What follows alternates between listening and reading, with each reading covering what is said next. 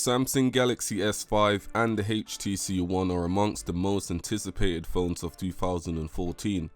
Both are very powerful in performance and offer a ton of features, but what makes them the top dog that they are, and how do they match up against each other? Hey, what's up guys, my name is Corey and this is my full comparison of the Samsung Galaxy S5 versus the HTC One M8. The Samsung Galaxy S5 construction is more or less very similar to its predecessor, the S4. With a polycarbonate build at the front of the device, it will be hard to tell the difference between the two. What does make it different-ish in terms of the build quality is the look-alike aluminium strip going around the phone, which is taken from the Samsung Galaxy Note 3. Flip it over, you'll be greeted by what seems to be a leather look-alike of a perforated hose, which is something you're going to hate or love. I can see that Samsung is trying something new and is very confident in doing so. With that said, the texture at the back does offer a decent amount of grip, which is always handy. The construction of the M8 is no way the same as the S5, no. It has premium written all over it. The M8 is 80% covered with aluminium, which can only mean two things: looks great, feels great, and that's exactly how I would describe it. The phone feels great to hold in the hand, and take it from me, once you pick up this phone you're not going to want to put it down. At the front of the phone you'll find the much loved boom sound speakers at the top and at the bottom, giving you that excellent audio face on. Home, back and recent apps button are now on screen, which is something I actually prefer. Front facing camera and the earpieces at the top and micro USB port at the bottom. The left hand side is where the SIM tray lives, and the volume rocker and micro SD card slot across from it on the right hand side. Lastly, the famous dual camera and the LED flash is found at the back. Both devices are pleasing to look at. Even though both are using different technology, Samsung continues with their famous Super AMOLED technology back in the 5.1 inch Full HD display on the S5 with a PPI of 432. The One is rocking the Super LCD 3 display with a PPI of 441, so you do get a slightly higher PPI on the M8, and both devices are also using the Gorilla Glass 3 for screen protection, which is something we all love. Whether you're a gamer, a movie lover, or someone who reads a lot on their phone, the display is built to ensure that you get the best experience when you're doing the above. Android 4.4.2, also known as KitKat, is found on both handsets, providing a smooth navigating experience when doing your daily tasks. The S5 and the HTC One are also backed with the same Snapdragon 801 processor, which is built to take on anything thrown at it and also to give you that extra battery life you always wanted. The S5 is clocked in at 2.5 GHz with 2 GB of RAM for multitasking, and you also get the Adreno 330 GPU on board for your gaming.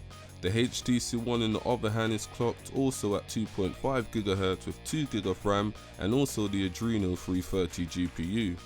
Now, TouchWiz has been redesigned for the S5. It now features My Magazine, which works like Blink Feed. You can select different subjects and stuff that you like to see in the My Magazine. So say for example technology, anything to do with technology or sports or news, you select it, click go, and then you can update the page from there, and it'll give you everything in regards to those subjects. So whether it's technology, sports and so on. You can also link your social network to My Magazine as well and get all of your feeds from Twitter, Facebook, G+, straight in My Magazine. So TouchWiz has been slightly improved. HTC, along with the M8, released Sense 6 or 6 Sense, which is their version of their UI on top of Android. And honestly speaking, this is the first time I've used Sense and not felt the need to install a launcher on top. It's smooth, very snappy, and since I've had the phone, I've not had it crash or froze on me. Blink Feed is a lot more smoother when scrolling through different feeds, and I love it. You should also be able to get throughout the day with the battery both phones are using. The S5 features a removable 2800 mAh battery versus the HTC non-removable 2600 mAh battery. Samsung has upped the pixels on the Samsung Galaxy S5. It now features a 16 megapixel sensor in comparison to the 13 megapixel that was introduced on the S4. The front facing camera is 2.2 megapixels and can also record in full HD. The HTCOne M8 continues with the full ultra pixel trend, but now features an extra sensor to use for effects such as U-focus and foregrounder. U-focus allows you to focus on a particular part of a photo and have everything else blurred out. This feature is very cool and you can do loads of stuff with it once you start using the phone. The front facing camera is also better, now at 5 megapixels, great for selfies and more selfies. It can also record in full HD, so Skype calling on both devices will be great. Both can also provide full HD videos at 30 frames per second, but the S5 can also record in 4K resolution like the Note 3. I did do a test with both recording in full HD, so if you like, go and check it out. The link will be in the description. In terms of the internal storage, both phones you can find a 16 gig and a 32 gig variant, and they both also support micro SD cards up to 128 gig. So there you have it, two very powerful devices. Which one would you guys choose? Leave all of your comments in the comment section.